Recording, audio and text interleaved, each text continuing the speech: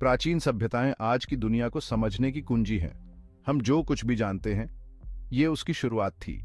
प्राचीन चीन इन सभ्यताओं में से एक है। इसका इतिहास हजारों साल पुराना है। आज के चीन को समझने के लिए हमें समय में पीछे जाना होगा। हमें उन प्राचीन राजवंशों का पता लगाना होगा जिन्होंने इस सभ्यता को आकार दिया। यह यात्रा हमें शक्तिशाली राजवंशों के उत्थान और पतन के माध्यम से ले जाती है। हम महान शासकों और अभूतपूर्व आविष्कारों का सामना करेंगे। जिया से हान तक प्रत्येक राजवंश ने चीन पर अपनी छाप छोड़ी। उनकी कहानियां नवाचार, युद्ध और सांस्कृतिक प्रतिभा से भरी हैं। प्राचीन चीन के केंद्र में आते हैं। हमारी यात्रा जिया राजवंश से शुरू होती है। यह एक ऐसा युग था जब कृषि और समाज का विकास प्रारंभिक चरण में था। यह रहस्य और किंवदंती में डूबा हुआ है। जिया राजवंश के अवशेष हमें उस समय की जटिलता और संस्कृति की झलक दिखाते हैं। कई इतिहासकारों का मानना है कि यह चीन का पहला राजवंश था। यह वह समय था जब समाज ने संगठित रूप लेना शुरू किया और शासन की अवधारणा विकसित हुई। कहा जाता है कि जिया राजवंश 2070 से 1600 ईसा पूर्व तक अस्तित्व में था। इस अवधि में उन्होंने कई महत्वपूर्ण सामाजिक और तकनीकी प्रगति की। उनके अस्तित्व के प्रमाणों पर विद्वानों द्वारा अभी भी बहस की जा रही है। कुछ विद्वान इसे मिथक मानते हैं, जबकि अन्य इसे ऐतिहासिक सत्य मानते हैं। पुरातात्विक निष्कर्ष उनकी दुनिया में झांकियां प्रदान करते हैं। इन निष्कर्षों से हमें उस समय की जीवन शैली, कला और तकनीकी प्रगति के बारे में जानकारी मिलती है। जिया की प्रमुख आकृतियों में से एक सम्राट यू द ग्रेट है। वह एक महान नेता और इंजीनियर थे जिन्होंने अपने लोगों के लिए अद्वितीय योगदान दिया। उन्हें उनके 12 नियंत्रण परियोजनाओं के लिए मनाया जाता है। उन्होंने जल प्रबंधन की तकनीकों को विकसित किया जो आज भी प्रासंगिक हैं। इन परियोजनाओं ने पीली नदी को प्रबंधित करने और लोगों को इसकी विनाशकारी बाढ़ों से बचाने में मदद की। यह उनके शासन की सबसे बड़ी उपलब्धियों में से एक मानी जाती है। जिया राजवंश ने चीनी सभ्यता की नींव रखी। उन्होंने सामाजिक संरचनाओं, कृषि तकनीकों और सांस्कृतिक परंपराओं की स्थापना की, जो आने वाले राजवंशों के लिए मार्गदर्शक बनी। इसकी कहानियां और किंवदंतियां आज भी लोगों को प्रेरित करती हैं। जिया राजवंश की विरासत ने चीनी संस्कृति और इतिहास पर अमिट छाप छोड़ी है, जो आज भी जीवित है। आधुनिक चीनी संस्कृति में भी जिया राजवंश का प्रभाव देखा जा सकता है। उनके द्वारा स्थापित परंपराएं और मूल्य आज भी चीनी समाज में महत्वपूर्ण भूमिका निभाते हैं। प्राचीन ग्रंथों और साहित्य में जिया राजवंश का उल्लेख मिलता है, जो उनकी ऐतिहासिक और सांस्कृतिक महत्व को दर्शाता है। इन ग्रंथों ने पीढ़ियों को ज्ञान और प्रेरणा दी है। जिया राजवंश ने भविष्य के राजवंशों के लिए एक मजबूत नींव रखी। उनकी उपलब्धियों और नवाचारों ने आने वाले शासकों को प्रेरित किया और चीनी इतिहास की दिशा को आकार दिया। आज जिया राजवंश की विरासत को संरक्षित करने के लिए कई सांस्कृतिक धरोहर स्थलों की स्थापना की गई है। ये स्थल हमें उनके गौरवशाली अतीत की याद दिलाते हैं और हमें उनकी महानता का सम्मान करने का अवसर प्रदान करते हैं। चीनी कला और वास्तुकला में भी जिया राजवंश का प्रभाव स्पष्ट रूप से देखा जा सकता है। उनके द्वारा विकसित डिजाइन और शैलियां आज भी प्रेरणा का स्रोत हैं। जिया राजवंश ने चीनी पहचान को आकार देने में महत्वपूर्ण भूमिका निभाई। उनकी विरासत ने चीनी लोगों को गर्व और सांस्कृतिक पहचान का एहसास दिलाया है। लगभग 1600 ईसा पूर्व शांग राजवंश का उदय हुआ। वे अपने साथ लेखन और कांस्य काम में उन्नति लाए।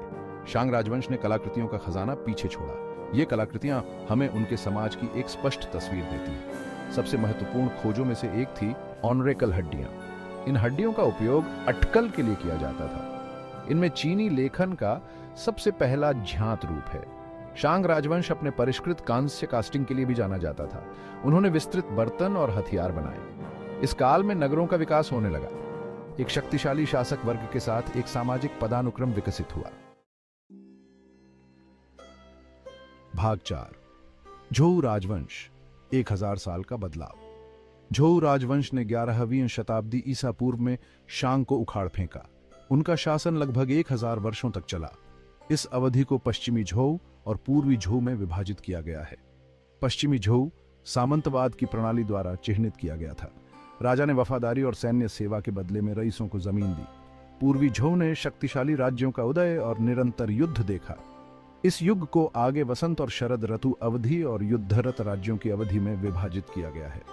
उथल पुथल के बावजूद यह युग महान बौद्धिक और दार्शनिक विकास का समय था। कन्फ्यूशियस, लाओ त्से और अन्य महत्वपूर्ण विचारक इसी समय उभरे। उनके विचार आने वाली सदियों तक चीनी संस्कृति को आकार देंगे। भाग 5। किन राजवंश एक साम्राज्य की स्थापना। 221 ईसा पूर्व में किन राज्य के शासक किन शी हुआंग ने चीन को एकीकृत किया। उन्होंने युद्धरत राज्यों की अवधि को समाप्त कर दिया और किन राजवंश की स्थापना की। किन शी हुआंग एक क्रूर लेकिन प्रभावी शासक था। उन्होंने राज्य दर्शन के रूप में कानूनीवाद को लागू किया। इसमें सख्त कानूनों और कठोर दंडों पर जोर दिया गया था। उन्होंने वजन और माप, मुद्रा और लेखन का मानकीकरण किया।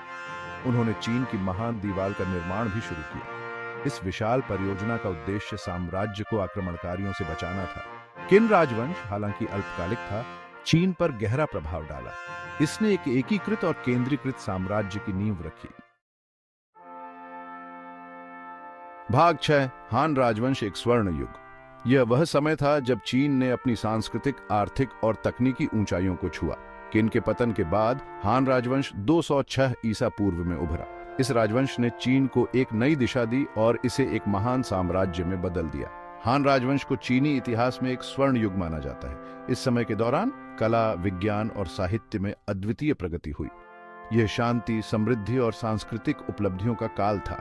हान राजवंश के दौरान चीन ने अपनी सांस्कृतिक पहचान को और मजबूत किया। हान राजवंश को पश्चिमी हान और पूर्वी हान में विभाजित किया गया है। पश्चिमी हान ने 206 ईसा पूर्व से 9 ईस्वी तक शासन किया, जबकि पूर्वी हान ने 25 ईस्वी से 220 ईस्वी तक। इस समय के दौरान सिल्क रोड व्यापार मार्ग फला फूला। यह मार्ग न केवल व्यापार के लिए महत्वपूर्ण था, बल्कि सांस्कृतिक आदान प्रदान के लिए भी। इसने चीन और पश्चिम के बीच व्यापार और सांस्कृतिक आदान प्रदान को सुगम बनाया। सिल्क रोड के माध्यम से चीन ने अपनी संस्कृति, कला और विज्ञान को दुनिया के अन्य हिस्सों तक पहुंचाया। हान राजवंश भी तकनीकी प्रगति का समय था। इस समय के दौरान कई महत्वपूर्ण आविष्कार और खोजें हुई। कागज बनाने का आविष्कार एक क्रांतिकारी आविष्कार इसी अवधि के दौरान विकसित किया गया था। इसने ज्ञान के प्रसार और प्रशासनिक कार्यों में महत्वपूर्ण भूमिका निभाई। हान ने योग्यता के आधार पर एक सिविल सेवा प्रणाली की स्थापना की। इस प्रणाली ने न केवल प्रशासनिक दक्षता को बढ़ाया, बल्कि समाज में योग्यता और प्रतिभा को भी प्रोत्साहित किया। इस प्रणाली ने अधिक कुशल और स्थिर सरकार बनाने में मदद की। हान राजवंश के दौरान प्रशासनिक सुधारों ने समाज को अधिक संगठित और समृद्ध बनाया। हान राजवंश ने सांस्कृतिक प्रतिभा और शाही शक्ति की विरासत को पीछे छोड़ दिया। इस राजवंश की उपलब्धियों ने आने वाली पीढ़ियों के लिए एक मजबूत नींव रखी और चीन के इतिहास में एक महत्वपूर्ण अध्याय जोड़ा। भाग 7। उपसंहार, अतीत की गूंज, भविष्य को आकार देना। चीन के प्राचीन राजवंशों ने जिया से हान तक इस स्थायी सभ्यता की नींव रखी। इन राजवंशों ने न केवल अपने समय में महानता हासिल की, बल्कि आने वाली पीढ़ियों के लिए भी एक मजबूत आधार तैयार किया। उनके शासनकाल के दौरान उन्होंने समाज के हर पहलू को प्रभावित किया, चाहे वह राजनीति हो, अर्थव्यवस्था हो या संस्कृति। वे नवाचार, दर्शन और सांस्कृतिक उपलब्धियों की विरासत को पीछे छोड़ गए। इन नवाचारों में कागज निर्माण, सिल्क रोड का विकास और कांस्य कास्टिंग जैसी तकनीकें शामिल हैं। उनके दर्शन जैसे कन्फ्यूशीवाद और ताओवाद आज भी लोगों के जीवन को मार्गदर्शन देते हैं। जिया राजवंश हालांकि किंवदंती में डूबा हुआ है, हमें 12 नियंत्रण और नेतृत्व के महत्व की याद दिलाता है। जिया के समय में समाज ने प्राकृतिक आपदाओं से निपटने के लिए संगठित प्रयास किए, जो आज भी प्रासंगिक हैं। उनके नेतृत्व ने यह सिखाया कि कैसे एक मजबूत और संगठित समाज का निर्माण किया जा सकता है। शांग राजवंश ने हमें लेखन, कांस्य कास्टिंग और शहरी जीवन की शुरुआत दी। शांग के समय में लेखन प्रणाली का विकास हुआ, जिसने संचार और प्रशासन को एक नई दिशा दी। कांस्य कास्टिंग ने कला और युद्ध में क्रांति ला दी और शहरी जीवन ने समाज को एक नई संरचना दी। लगभग एक सहस्त्राब्दी तक फैले झू राजवंश ने कन्फ्यूशीवाद, ताओवाद और अन्य प्रभावशाली दर्शनों का उदय देखा। झू के समय में ये दर्शन न केवल चीन में बल्कि पूरे एशिया में फैल गए। उन्होंने समाज के नैतिक और नैतिक मूल्यों को परिभाषित किया, जो आज भी प्रासंगिक है। किन राजवंश हालांकि अल्पकालिक चीन को एकीकृत किया और महान दीवार को पीछे छोड़ दिया। किन के समय में चीन को एक एकीकृत राष्ट्र के रूप में स्थापित किया गया जिसने इसे बाहरी आक्रमणों से सुरक्षित किया। महान दीवार जो आज भी खड़ी है उस समय की इंजीनियरिंग और दृढ़ता का प्रतीक है। हान राजवंश एक स्वर्ण युग ने हमें सिल्क रोड, पेपर मेकिंग और एक स्थायी शाही प्रणाली दी। हान के समय में चीन ने व्यापार और सांस्कृतिक आदान प्रदान के माध्यम से दुनिया के साथ अपने संबंधों को मजबूत किया। सिल्क रोड ने न केवल व्यापार को बढ़ावा दिया बल्कि विचारों और संस्कृतियों के आदान प्रदान को भी संभव बनाया। ये प्राचीन सभ्यताएं आज भी चीन को आकार देती हैं। उनके द्वारा स्थापित संस्थान और मूल्य आज भी चीन के समाज और सरकार में देखे जा सकते हैं। उनकी उपलब्धियां और नवाचार आज भी प्रेरणा का स्रोत हैं। उनका प्रभाव देश की कला, साहित्य, सरकार और मूल्यों में देखा जा सकता है।